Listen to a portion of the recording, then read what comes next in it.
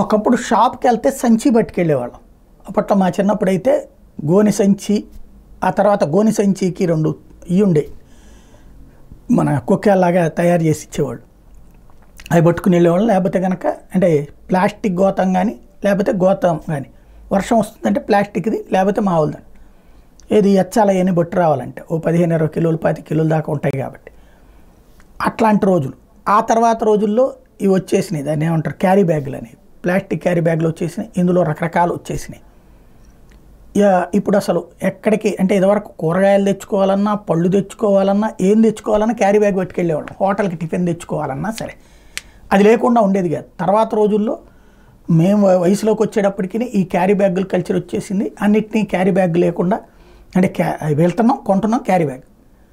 తర్వాత క్రమంగా తెలివి నేర్చుకున్నది ఏంటంటే క్యారీ బ్యాగులకు డబ్బులు వసూలు చేయడం నేర్చుకున్నారు. గిఫ్ట్ మేమెందుకు ఇవ్వాలన్నటువంటి రూట్లోకి వెళ్ళిపోయారు. ఇది ఇప్పుడు ప్రభుత్వాలు ఏమో క్యారీ బ్యాగులు ఇట్లాగా ప్లాస్టిక్ వద్దంటే క్లాత్ క్యారీ బ్యాగులు ఇస్తున్నారు. ఆ క్లాత్ క్యారీ బ్యాగులు కూడా డబ్బులు మన దగ్గరనే వసూలు చేస్తున్నారు. అది మన తప్పు ఒక రకంగా, ఎందుకు మనం సంచి తీసుకెళ్ళట్లేదు కాబట్టి.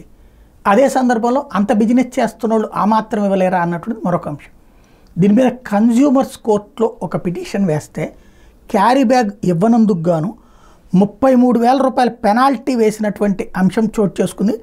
ఒరిస్సా రాష్ట్రం బొలంగీర్పట్లోని విశాల్ మెగా మార్ట్లో సూర్యకాంత్ బాగ్ అనే వ్యక్తి 2,900 రూపాయలు షాపింగ్ చేశాడు. ఆ వస్తువులు పెట్టుకునేందుకు క్యారీ బ్యాగ్ ఇవ్వలేదు.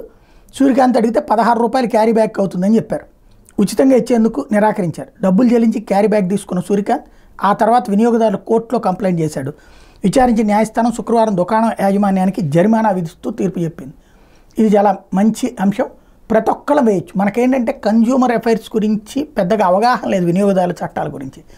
సరిగ్గా ఫాలో చేస్తే మనకి వినియోగదారుడికి బోల్డ్ అనే హక్కులు ఉన్నాయి. మనం ఇప్పుడు ఏ రిలయన్స్కి వెళ్ళినా ఏ మార్ట్కి వెళ్ళినా మనకి సరుకులకి సంబంధించి క్యారీ బ్యాగ్ ఇవ్వమంటారా, ఎంత అవుతుంది అని చెప్తారు. చెప్పి మరి వేస్తున్నటువంటి రోజులలో అది ఇవ్వడం వాళ్ళ బాధ్యత, తీసుకోవడం వినియోగదారుడి హక్కు అన్నది తీర్పు చెప్తోంది.